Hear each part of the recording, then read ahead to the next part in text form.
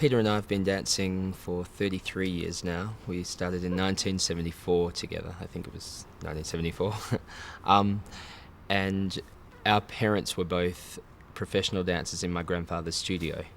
And so we were babies in the bassinet together at the dance studio, and so it was inevitable that we were the same age, and eventually got teamed together by the time we were 7 or 8.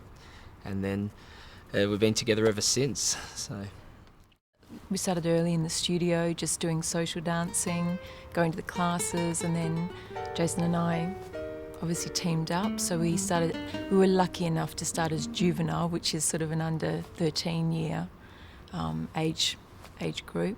We went into adult, which is till 16, and then into what we call like an open amateur status. we were quite bad at first. We were really bad, like come last in everything, and then we just kept at it more or less. And we then saw our first world championship, I think, in 1980. Came to Perth, of all places, and that was it. That was our inspiration, and we suddenly had a direction, and we changed in our dancing overnight. We had a purpose. We wanted to travel and succeed with it.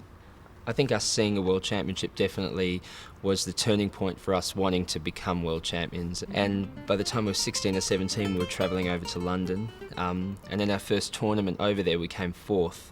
And that was like a big jump onto the international scene. And no one had sort of done that sort of jump before. And then we decided, okay, we've got our foot in the door now. So we just kept pushing and pushing. And then by 1988, we had become world champions. It was kind of a tough next few years, but we got there, and then we sort of never looked back. We came onto the scene being quite individual because we were sort of untapped to what people normally saw. We came from really like a country town, and we developed our own style and everything. So I think our instant success was on our diversity from the normal warm and Latin competitor. I think the next step for us was we were in the competition thing, and we decided, okay, we've sort of satisfied everything we wanted to do in the competition world, and we were sort of sitting in 3rd place, and we thought,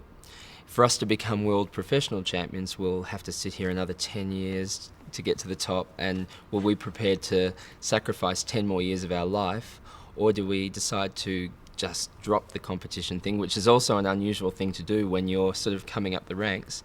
I think right from the offset we followed our dream, and our dream, we were lucky enough to have the opportunity to do a dance show. I remember a fax coming through asking us to go back to London, of all places. We just shifted back to Australia. Yeah, after being in London for 15 years, and said, there's this new show production called Burn the Floor, and would you be interested in coming out of retirement to dance in it? And I think we just read it and sort of screwed it up. And then 2 weeks later it came again, and then they were really being persistent. And this Mr. Harley Metcalf is going to produce this big dancing show, and it's going to be the best thing that's ever been for ballroom. And sort of the second time we're like, a bit more curious. I'll inquire about it. Then our agent rang us and said, get yourselves in this show. They said, it's just 6 weeks of your life. 7 years later, we're still with Burn the Floor and artistic director. It just went from one thing to the other. Meeting Harley and meeting some of the people that were involved in Burn the Floor, was the whole thing snowballed from there. So that was a very important decision that I can't believe we turned down twice before we actually got on the plane and went back to London to do this. So we were just joining as cast members. Then the actual choreographer left the project. And so from there, Anthony Van Laas, who was directing, said, I need you to, because he'd sort of watched that we were helping all the other cast members, can you step in and help finish this show? So I did the last 15 minutes of the show. And as it worked out, the last 15 minutes really went off. So Harley spoke to Anthony Van Laas, and Anthony said, let's get Jason to re-choreograph the show right from the beginning. And so I was like, okay, a big undertaking, but it was exactly what I wanted to do. Burn the Floor finally got a 3-month break in the contract. And so a lot of the members who we'd always spoken about doing the show originally it was called Ballroom. and we wanted to experiment with this project, and we finally got a 3-month period to do it. So we said, let's just get a workshop production happening in Perth that might only be a couple of weeks long. Threw it together, and from the first moment we started to put this show together, and Harley said, well, let's make your own show. Let's see what you can produce if we were starting from scratch again. And I had all these notes from back before Burn the Floor had started. Threw the thing together, and it felt just so right from the very beginning.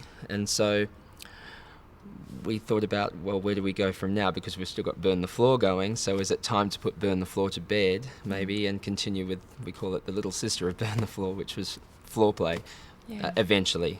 So we ended up sort of having our own baby, so to speak. It's been exciting because 2 years ago when this project started, all of a sudden we were in roles as producers rather than the artistic director and technical assistant. Suddenly Peter's managing the company, I'm producing, directing, doing the choreography. I was, we were wearing all these hats, but it was really exciting at the same time because it was finally ours. It was something that we had dreamed. From the beginning, we wanted to show ballroom dancing in a completely different light that it had ever been seen before. And I think Burn the Floor perhaps paved the way. They wanted to take it away from the competition, but it was still very, very theatrical. And we were looking for people who came to see the show to be involved with the excitement of the dance halls that were created in the 1930s and the 40s, that, when our grandparents used to go to these, clubs, and, it was the raves of their day, I guess. And we wanted to recreate that music and those environments, but with today's exciting young dancers with their attitudes, and the melting pot of all those things coming together. When we put it into a rehearsal room was just so exciting. And I think, seeing the dancers in that form rather than with the fake tan and the plastered hair and the fake smiles and of course all that theatricality comes with it as well, but this seemed like a more organic way to show ballroom dancing rather than in that competitive, very, sparkly environment.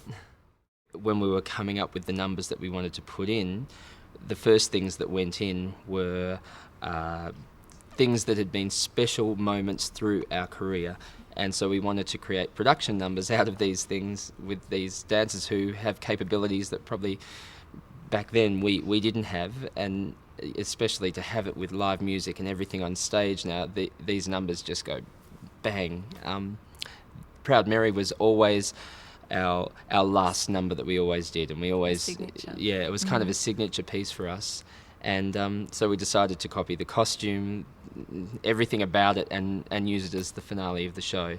So and some of these things, it's just personal for us, really, that we wanted to do these things. But I think a lot of the choices of music and things were things that we collected over our career, really, and some of them we never got the opportunity to use, and obviously some, like Proud Mary, we had the opportunity to exploit, really.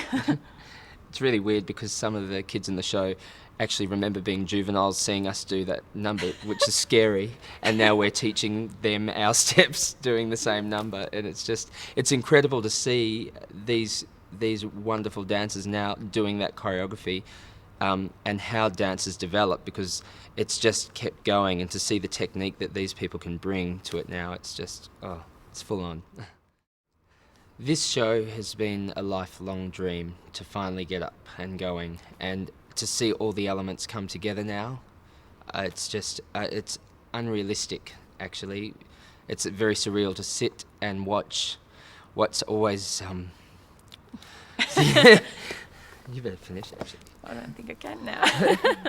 But to see this up with legs now, and after such a long career, and finally getting this thing exactly how I wanted it, and being able to sit in the audience and think, oh my God, that those dancers are doing everything it's one thing to make up choreography, but when you see people make it look better than it did in your head, that's just, that's a very rewarding experience. I think when we all started Burn the Floor 7 years ago, the title used to be A Breathtaking Journey. And with the formation of this new show, FloorPlay, it feels like we really are embarking on a breathtaking journey.